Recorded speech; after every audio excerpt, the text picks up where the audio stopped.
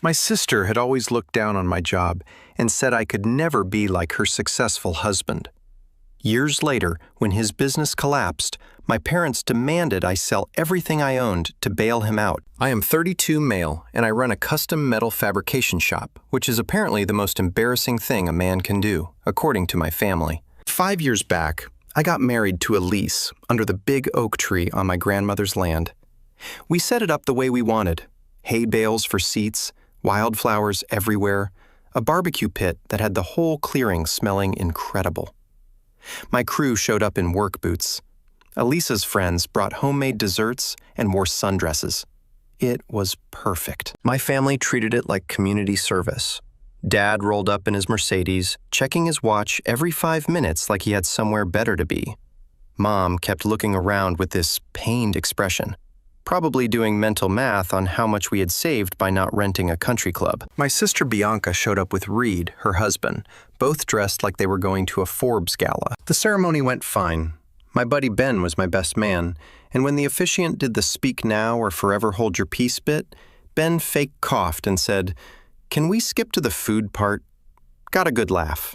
Then came the speeches. Ben went first. Told a story about a steel shelf I had welded in college that collapsed and nearly took out our roommate. Everyone laughed. Then Reed got up. My brother-in-law had this look on his face, the same one he gets whenever he thinks he is smarter than everyone else in the room. He was 4 years older than me, and he had made sure everyone knew those years made all the difference. He had gone to business school. He worked in finance. He made real money, not metal shop hobby cash, to wait in a lease. He started raising his glass. The crowd followed. Honestly, when Bianca told me her brother was getting married, I thought she was joking. I figured his one true relationship was with his welding torch. Some of his finance buddies laughed. My friends did not. But then I met Elise. She is very earthy. He said it like describing someone who had not figured out how society worked. Makes sense. He works with metal, she works with plants. Match made in a hardware store. I felt Elisa's grip tighten on my hand. She was smiling, but I could see the edge in her eyes. Reed was not done. I remember when Bianca and I first started dating. She would tell me stories about Wade spending hours building go-karts and random metal projects. Meanwhile, I was reading about market trends and managing my portfolio. Some of us were born to build empires, but society needs both, right? Someone has got to make the fixtures for the boardroom. More laughs from his side. My buddy Shane muttered something that would have started a fight if we were not at a wedding. Then Bianca stood up beside him. "I just want to add," she said, her voice dripping with that fake nice tone, "that I am so proud of my little brother for finding someone who appreciates his unique lifestyle. Elise, you are so brave for embracing this whole rustic living thing. I could never give up my weekly spa appointments and shopping trips, but I admire your commitment to simplicity." When Dad gave his speech, he might as well have been reading off a grocery list. He stood there in his 1,000 suit, looking around at the setup like it physically hurt him, and delivered what amounted to a speech about how disappointed he was in my choices. WDE has always walked a different path, he said. We wish him and Elise the best. That night, after everyone cleared out and it was just Elise and me cleaning up, she found me standing by the oak tree. "They are not worth it," she said quietly. "I know what we are building here. It is real. It matters. They are just too busy keeping score to see it." She was right. But standing there on what should have been the best night of my life, all I could think about was how my own family saw me as the guy who could not cut it, the failure who married down and settled for simple. I did not know it then, but that speech was going to look real stupid later. They thought they knew who I was. They had no idea. 3 years after the wedding, life had settled into a routine. I was running the shop full-time, doing custom metal fabrication that put decent money in the bank, enough that we were not worried about bills. I had landed contracts with a few commercial builders who wanted custom railings and architectural metalwork. The work was steady. What my family did not know was that I had been experimenting. For the past 6 years, going back to before I even met Elise, I had been working on something in the back corner of my shop. I had been trying to figure out a way to treat steel and aluminum at the molecular level to make it stronger, more corrosion-resistant, lighter weight, all without wrecking the environment. It started because I was tired of seeing outdoor metalwork rust out after a few years. I started reading materials, science journals, reaching out to metallurgy professors online, running tests in my spare time. Ely, who had a background in environmental chemistry, helped me understand the technical side.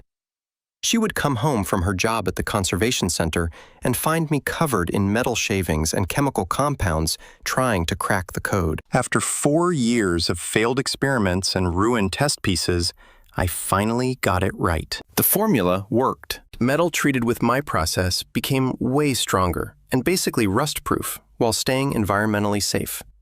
I tested it every way I could think of, left pieces outside through 2 winters, subjected them to salt spray tests, stress tested them to failure. The metal held up better than anything I had seen. So 2.5 years ago, I did something I did not tell anyone about except Elise. I filed for patents, 4 of them, covering different aspects of the process and key applications. Then I set up an LLC, moved some assets around for legal protection, and started shopping the technology to manufacturers. I called the company Titan Coding Systems, kept it quiet. I was not trying to hide it. I just did not want to hear my family's take while I was building something real. The first year, nothing happened. The second year, I got interest from a regional coatings manufacturer. By year 3, which was about 6 months before everything went down, I had licensing agreements with 2 solid companies, and the business was valued at around $3.8 million. From the guy who welded railings. The money from Titan Coating was tied up in business accounts being managed by people who understood corporate finance. Elise and I still drove our old trucks, still lived in the same house. Nothing changed on the outside. My family, meanwhile, was living their best social media life. Reed had quit his corporate job to start his own investment firm. He was all in on real estate development and getting in early on the next big thing, making aggressive plays while everyone else was being conservative. Dad talked about him like he had personally invented capitalism. Bianca had turned herself into a full-time influencer, posting constantly about luxury. Everything Reed was her star content, the brilliant young investor shaking things up. She had quit her job as an event planner the moment Reed's firm took off, deciding her new career was documenting their perfect life online. They had bought this massive house in an expensive neighborhood. Bianca posted about it constantly. The custom closet for her designer bags, the wine cellar Reed had installed, the home gym. We got invited to their housewarming party. I almost declined, but Elise convinced me to go. I spent a week fabricating them a coffee table, custom steel frame with a tempered glass top, all TIG-welded joints that looked like art, powder-coated in matte black. I was proud of the piece. Bianca took one look at it and her smile went plastic. "Oh, thank you so much." She set it down in the corner and immediately forgot about it. The whole night was just them showing off. Bianca dragged Elise around like a charity case, introducing her to her influencer friends with this pitying tone. "This is my sister-in-law, Elise. She works in conservation, very noble living, on practically nothing to save the trees." The women would look Elise up and down, taking in her simple dress and practical shoes, then turn back to Bianca to talk about the new Chanel collection. Reed kept me cornered with his finance buddies most of the night. At one point, he patted my shoulder. "Good for you, man. Honest work. The world needs guys like you. Someone has got to make the stuff we put in our offices." The real moment came when we were all in the living room. Reed was going on about some massive deal he had closed, talking about vision and knowing which investments were the future and which were dying. Bianca was hanging on his arm, practically glowing. "My husband is just so brilliant with money. I honestly do not know how he does it.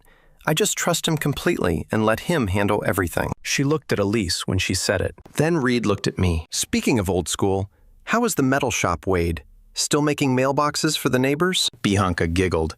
"Oh, be nice to my little brother. He is doing his best." The room went quiet. Everyone stared. I had nothing for about 5 seconds. Just that familiar feeling of being the family joke. Then Elise's voice cut through. Better than gambling away other people's retirement funds. Dead silence. Reed's face went from smug to furious instantly. Bianca gasped, her hand flying to her chest like she had been physically struck. Mom shot Elise a look that could have killed. We left shortly after. On the drive home, my cousin Andrea called. She was the only sane one in the family, made her living as a teacher, and stayed out of the family drama. That was intense, she said. But between us, be careful. I have been hearing rumors. Reed is making some risky moves. Some of his deals are not looking so good. Her warning was vague, but it stuck with me. Driving away from that sterile mansion, I had this feeling that Reed was not building an empire. He was building a bomb, and it was about to go off. Another year passed. The gap between my family and me got wider. We stopped getting party invites, which was a relief. Holiday calls got shorter and more forced. Mom would text asking why we never visited, conveniently forgetting how the last visit went. At the shop, things were picking up speed. Titan Coding Systems had gone from a side project to something getting serious attention. I had brought on a part-time business manager, a guy named Nolan, who understood licensing agreements and patent law. We were in talks with another industrial manufacturer about using my coding process for their production lines. The valuation had climbed to $8.22 million. $8.2 million from a process I developed in the back of my metal shop. While my family thought I was making decorative gates, Elise had left her conservation job and was helping me full-time with the technical side of Titan coding. She understood the chemistry better than I did, helped me refine the formulas, and made sure we were not cutting corners on environmental safety. We made a good team. Always had. Then one afternoon in October, my phone rang. Andrea. She sounded scared. Wade, are you alone? I was in the shop. Yeah, what is wrong? It is Reed. He is in serious trouble. Like, potentially criminal trouble. I shut off my grinder. What happened? I was at your parents' last night. They thought I was busy, but I could hear them on the phone with Bianca. Wade Reed has lost everything. Not just his money, his clients' money. There is talk about lawsuits and fraud charges. My stomach dropped. How bad? Millions. He convinced a bunch of people to invest with him. Friends of your dad's old college buddies, even some of Bianca's family. He took all their money and made some massive bet that went sideways. The development deal was fake, or the land was contaminated, or something. I do not know all the details, but he is completely underwater. I thought about all those speeches at parties, all that talk about vision and knowing winners from losers. Why are you calling me? Andrea's voice dropped. Because they are coming for you. I heard your dad say it clearly. He said, you are the only one with real assets. He was talking about Grandma's land, the shop. He said, you owe it to the family. The nerve of it hit me like a punch. For years, they had treated my work like a hobby, my life like a consolation prize. Now that their golden son-in-law had crashed and burned, suddenly, what I had built was valuable. Suddenly, it was the family's safety net. He cannot be serious. He is completely serious. Mom is a wreck. She keeps saying Reed made one mistake and the family has to stick together. Bianca is apparently having a complete breakdown. They see you as the only way out. I heard Mom's voice in the background, calling for Andrea. I have to go. Just be ready. They are coming soon. The line went dead. So they are going to show up here, I said. Probably with lawyers, and demand I sell everything to fix Reed's mess. Elise was quiet for the moment. Then she said something that caught me off guard. I think, about what? About Titan coding. About the patent portfolio.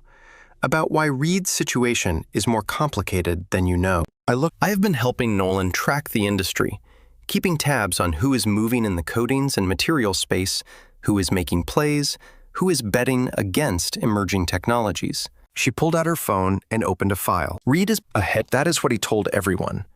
But he has been shorting stocks, making bets against companies he thinks will fail. She turned her phone to show me a financial document. I looked at the screen, saw Reed's fund name, saw a list of holdings, and right there at the top, highlighted in red, was the single largest bet he had made, a massive short position against Titan Coding Systems, my company. Reed had bet well over $1 million, including his client's money, that my company would fail. He was so convinced that his simple metal fabricator brother-in-law could not possibly have built something real, that he had staked everything on my failure. And when Titan Coding succeeded, his entire position had blown up. He destroyed himself betting against me, I said slowly. Yep, Elisa's voice was ice cold. The universe is funny like that. I sat there processing it. Reed, who had spent years looking down on me, had literally gambled his future on me being a failure. And lost. We sat in silence, watching the last light fade. The legal threat arrived 4 days later. A courier delivered it to our door, fancy envelope with a law firm's logo I had never heard of. Inside was a letter. Given the family emergency and my moral obligation, I was expected to cooperate in selling my property to resolve Reed's financial situation. I had 1 week. After that, they would pursue all legal options to force a sale. They are threatening to sue you, Elise said, reading it, to force you to sell your own home. Can they even do that? No, but they are hoping you do not know that. She was already on her phone. I am calling our lawyer. We had retained a guy named Adrian 6 months back when Titan Coding started getting serious. He specialized in business law and intellectual property, but he knew his way around property disputes too. We met him at his office the next morning. We laid out everything: the family history, the threatening letter, and the kicker about Titan Coding Systems. When we got to the part about Reed shorting my company, Adrian laughed. Let me make sure I understand, he said. They believe you are a struggling fabricator with some family land, but in reality, you own an $8 million coatings technology company that your brother-in-law bet against. And when your company succeeded, he lost everything. And now they want you to sell the land that is actually a corporate asset to bail out the guy who tried to profit from your failure. Yep. Adrian leaned back, shaking his head with a grin. This is incredible. It is like watching someone punch themselves in the face and blame you for their broken nose. He explained that their legal threats were garbage. The land had been transferred to Titan Coding's corporate structure 2 years ago for liability protection. I could not sell it even if I wanted to. Any judge would laugh their case out of court in about 30 seconds. So what do we do? I asked. Nothing. Let them make the next move. When that deadline passes, they will not file a lawsuit because any lawyer worth their license will tell them it is hopeless. They will come in person. And when they do, I want to be there. Why? Because the deadline came and went. Friday passed with no word. Saturday and Sunday were quiet. I almost thought they had given up. Monday morning proved me wrong. I was in the shop setting up a program on my CNC mill when I saw the cars, 3 of them, coming down the long driveway. Dad's Mercedes, Reed's Lexus, which looked less impressive than it used to, and a third car I did not recognize. I shut down the machine, walked to the house, and found Elise at the window, phone already out. They are here. I see them. She hit a button. Adrian, it is time. Short pause. Perfect. See you soon. She hung up, looked at me. Our lawyer will be here in 20. Until then, we listen. Let them talk. The cars stopped. Doors opened. Dad got out first, looking 10 years older than I remembered. Mom followed, eyes red like she had been crying the whole drive. Bianca stepped out, and she looked wrecked. Reed followed, looking worse. Lost weight, dark circles under his eyes. The third car produced a man in an expensive suit with a briefcase. Their lawyer, probably. They did not knock. Dad just opened the shop door and walked in like he owned the place. Everyone followed. I was standing by my main workbench, Elise beside me. We did not move. Wade, Dad's voice was strained. We need to talk. Seems like you drove a long way for a conversation we already had. The situation is critical. He was trying to sound authoritative, but it came out desperate. Reed is facing multiple lawsuits. Criminal charges are being discussed. We need to act immediately. He pulled out a folder and dropped it on my workbench. Everything you need is here. Purchase agreement. We found a developer willing to buy the property. The money goes straight into escrow to settle Reed's obligations. It is clean, and it saves the family." "Saves the family?" I repeated. "You mean saves him?" Bianca stepped forward, and for the first time in years, she was not acting superior. She was begging. "Wade, please. He is your brother-in-law. He is family.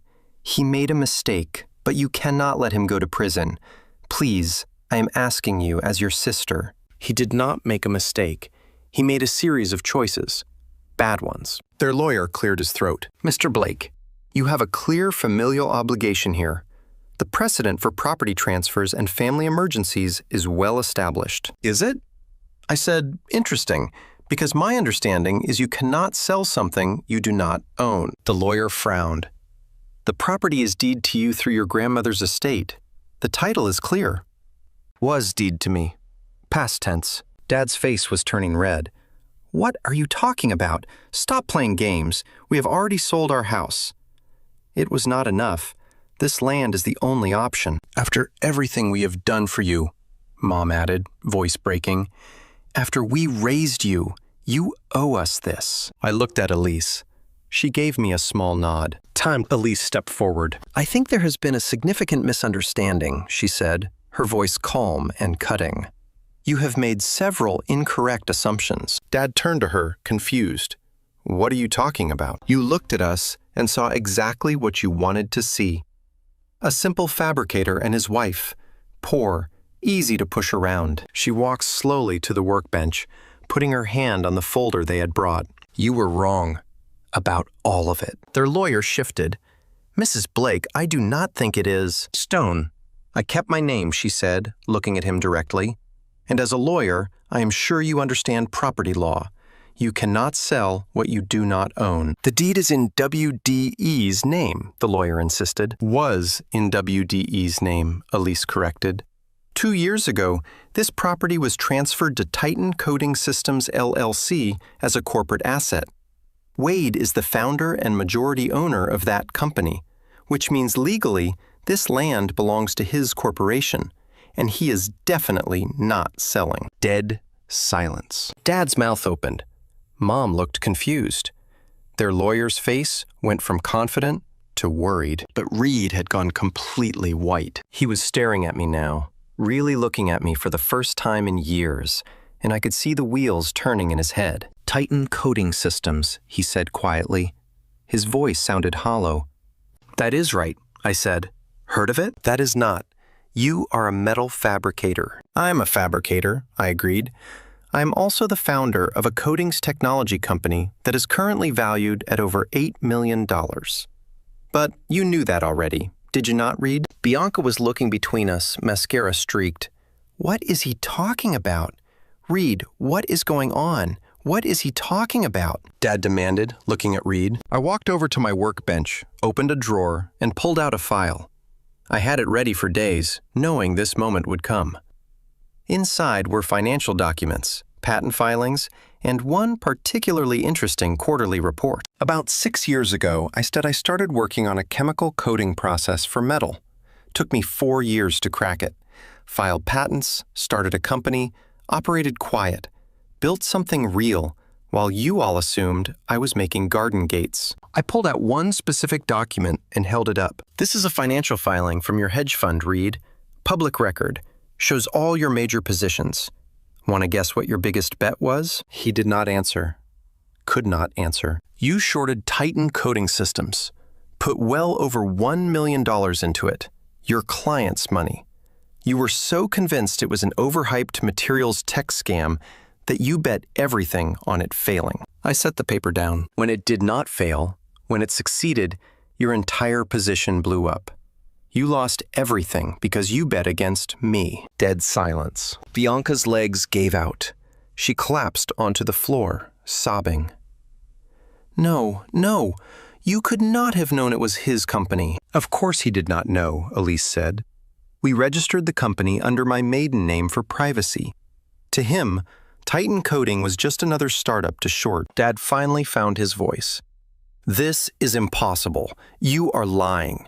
You do not have that kind of money." "You live in this simple country house," I finished.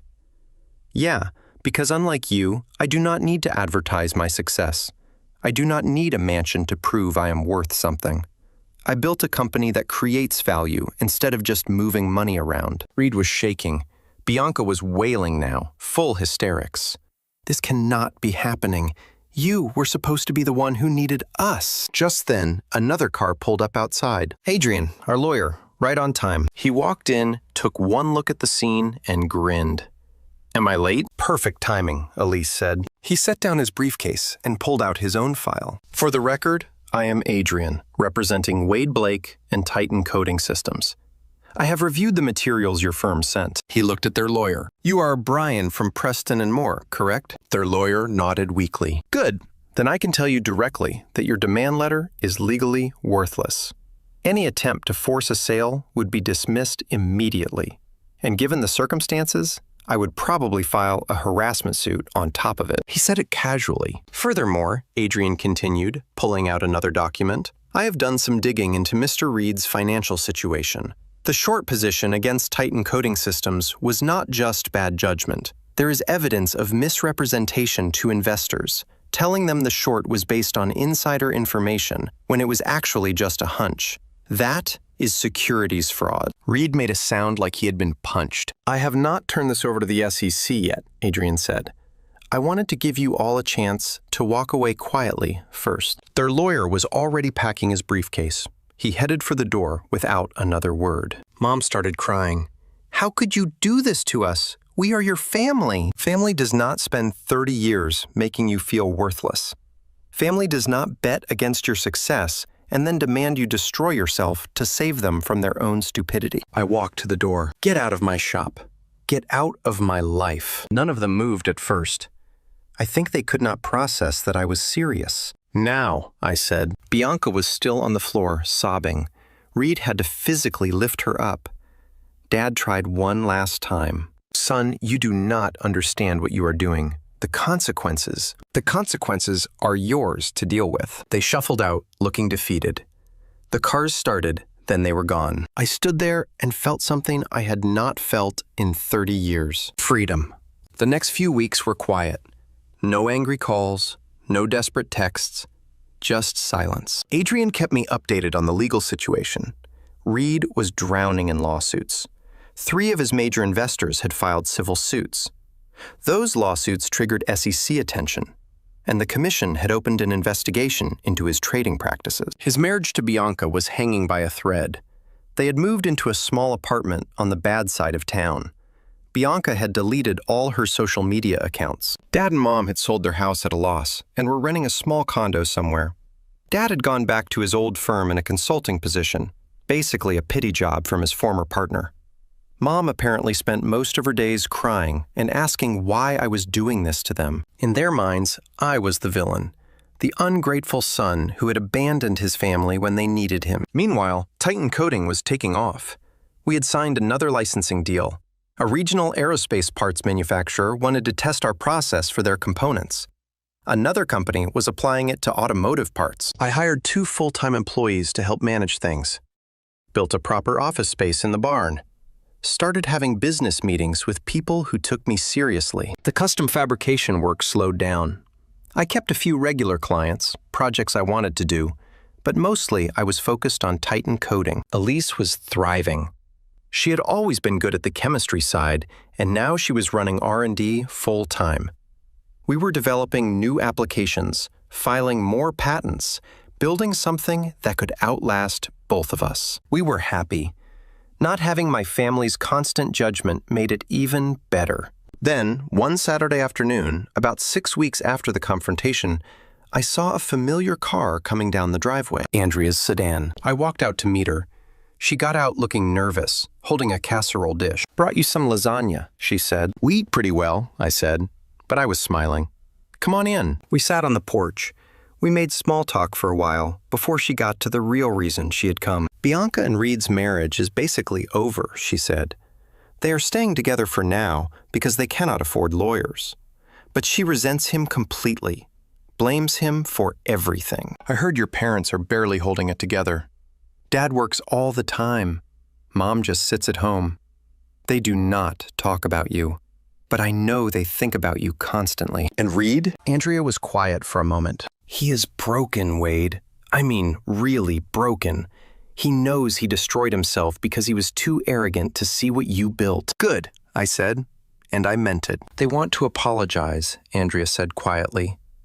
Eventually, when enough time has passed, they think maybe if they give you space, you will come around. I will not. I know. I told them that. They do not believe me. She stood up. I am not asking you to forgive them. I am not even asking you to talk to them.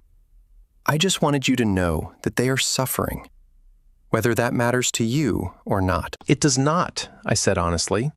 I spent 30 years being treated like I was not worth their time. They spent 5 years making Elise feel like she was not good enough. They came here trying to take everything I had built. I am not going to lose sleep over their consequences. Andrea nodded. Fair enough. She headed for her car, then turned back. For what it is worth, I am proud of you. What you built with Titan Coding, standing up to them, it took guts. Thanks, Andrea. And I would like to keep seeing you, if that is okay. I know I am part of the family that screwed you over, but you are the only one who did not. I interrupted. You are welcome here anytime. She smiled, relieved, and drove off. That night, Elise and I sat on the porch swing. Andrea stopped by, I said. I saw. How is the family disaster going? About how you would expect. Reed is destroyed. Bianca is a wreck. Parents are barely functioning. They all think I am going to forgive them eventually. Are you? I thought about it. No, I am not angry anymore. I am just done. Then my phone buzzed. Email notification. I glanced at it, and my jaw dropped. What? Elise asked. Titan Coding just got an acquisition offer. From who? Major Industrial Coatings Corporation. They want to buy us out. I read the number twice to make sure I was not hallucinating. $22 million. Elise went very still. $22 million? Are you serious? That is insane. What do you want to do? I looked around at the property, the shop where I had welded my first project, the house where we had built our life, the land my grandmother had trusted me with. I want to think about it, I said, but I am not making any decisions based on what they would think. Their opinion does not matter anymore. We sat there for a long time. Somewhere out there, they were probably telling each other that I would come around eventually, that family was family and blood was blood. They were wrong. 3 months later, I was sitting in a conference room in the city, surrounded by lawyers and business types, signing the final papers. We decided to take the acquisition deal, $22 million, with the condition that I would stay on for 3 years as head of R&D to keep developing new applications. The money hit my account the next day. I stared at the number on my phone for a solid 5 minutes. Life-changing money. Never worry again money. More than my father had made in his entire career. I had made it in a metal shop he had called a hobby. The first thing I did was pay off the property completely. No mortgages, no liens, nothing. The land my grandmother left me was mine, free and clear, forever. Then I set up a trust to maintain it. Nobody could touch it now. Not family, not creditors, not anyone. The second thing was a donation to the conservation center where Elise used to work. They were doing real work, helping the environment instead of just talking about it. After that, I put most of it into investments that would generate income without requiring me to think about it. I kept the shop, kept taking projects I wanted to do, kept living the same life, just without the pressure. The messages started coming in. Distant relatives I had not heard from in years. Old acquaintances from high school. Everyone suddenly wanted to reconnect. Everyone had always believed in me. Everyone was so proud. I ignored most of them. The ones who mattered already knew where to find me. My parents did not reach out, at least not directly. But Andrea told me they had heard the news. Mom had cried for hours. Bianca had locked herself in the bathroom for an entire afternoon. I was in the shop one afternoon, working on a custom staircase railing, when I heard a car outside. Expensive engine. I looked up and saw my father's Mercedes. He had come alone. I considered not answering, but I walked out. Dad was standing by his car, looking wrecked. The past few months had aged him. "Wade," he said. Silence stretched out between us. He looked around at the property, at the shop, at everything he had spent years dismissing. "I made a mistake," he said finally. "Many mistakes." I did not respond. "I thought I knew what success looked like," he continued. "I thought I was pushing you towards something better. I thought Reed was the one who had it figured out, that Bianca married the right kind of man." He laughed, but it was bitter. I was wrong about everything. "Yeah, you were." "I am not asking for forgiveness," he said. "I do not deserve it. I just wanted you to know that I see it now.